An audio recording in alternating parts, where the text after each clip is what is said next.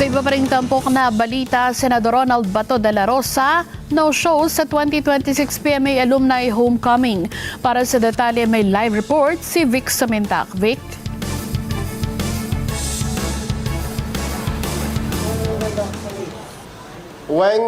Kakaiba ang hamon na kinakaharap ngayon ng mga kadete ng Philippine Military Academy o PMA na kalaunan ay magiging commission officer ng Armed Forces of the Philippines dahil sa paglago ng makabagong teknolohiya kaugnay ng cyber war at cybercrime, ganun din ang artificial intelligence.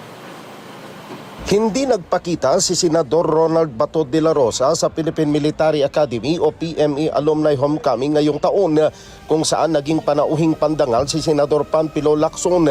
Sa press conference ni Senador Lacson sa PMA, wala pang nabubuong konsensus ang Senado kung ano ang gagawing hakbang sa patuloy na pagtatago ni Senador de la Rosa.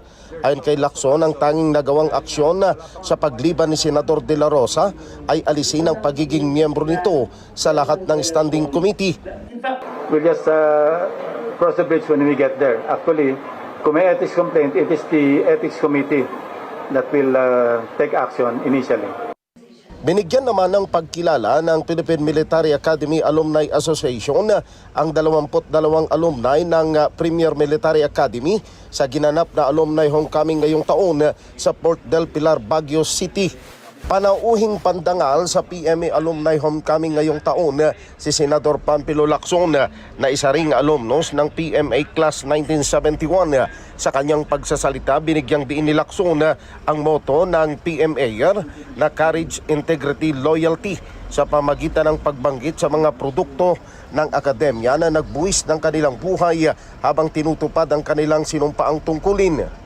Despite the decades that separate us, there is an unbreakable bond that collapses these years.